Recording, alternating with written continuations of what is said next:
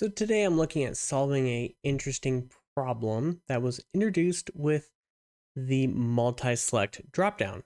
And it's that filtering does not look the way it used to. So it used to be that you could just do filter and you could filter a range and then you could select a column and then just do equals and refer to that cell.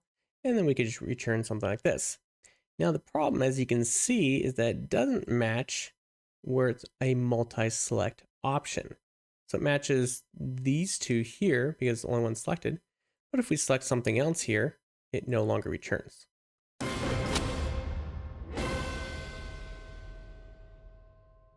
So I went through some different methods. I used search and stuff like that, but then you'd end up having other issues.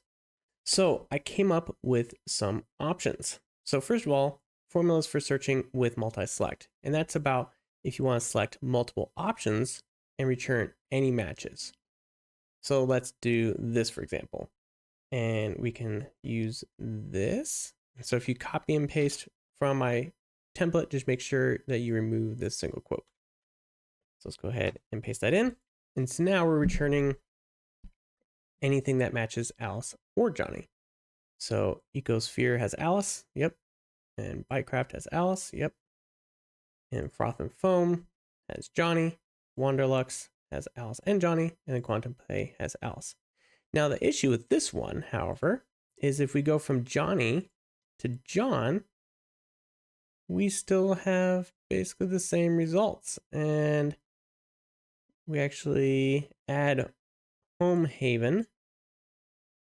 And the issue is because when we search like this, John and Johnny will actually both match to our searches. And so then I went to my next phase, which was matching multi-select data. And so I have two different options here. This one's probably a little bit easier one to parse. So let me go ahead and copy this in. And now this one matches just John.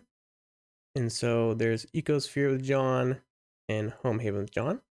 And so now if I add John here, for example, you can see that pops in. If I add just John by himself, pulls in as well. So that works great. Now the only issue here is if I want to use the multi-select for my search as well, now we have an issue.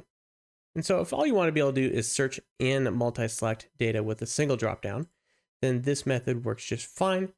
Otherwise, if you want to be able to do both, then voila, here is the formula that accomplishes that as well. And so this is the one I'll actually explain here in a minute and walk through. I just wanted to show you that it works first. And so here we have John. So we have these three rows coming in just like that. Now here's where the magic happens. So let's say Anya as well. And voila, did not break. And let's see if it's working. So we already had Ecosphere with John, Arrowwave with Anya, perfect. And then Home Haven with John, and Quantum Play with John, just like that. And now if we add Anya, anywhere in here, you can see that selects, and it works just like that. So let me dive into a little bit about how this formula works for those of you that want to understand why this is working this way. So we're using a filter, and then inside that we're using a regexmatch. So we're regex matching this column, and then what we're doing is a text join. So what we're joining here is our G4 cell. So inside this, we're joining it with a pipe symbol, which is a OR in regexmatch logic. And then we're doing this B, \B. And this is the magic that's making it work right here. So we're splitting this John and Anya into two cells, or two or more if we have more that we're searching. But we're wrapping that with this B, meaning it has to match the whole word. And so that is what makes John only match John and not John and Johnny. And so if we just select this real quick, we can see there's the first part of it. And so John, there's John with \B in front of it, \B behind it. And what this does is it has to match John exactly, not John, Johnny, etc. And so this formula will revolutionize your life if you've been struggling like I have with this multi-selection stuff and not able to get things to match with filters any longer.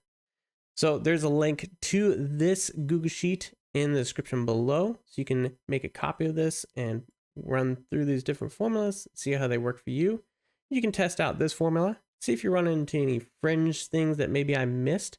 But so far, my testing, this has been working great and is a awesome solution to a problem that was introduced with this cool new feature, but now no longer is a problem. All right, so thanks for watching, guys. I hope this was helpful for you. Make sure to like and subscribe if so, and then check out the other videos on our channel for more tutorials on both Google Sheets and AppScript. Thanks for watching. Have a great day.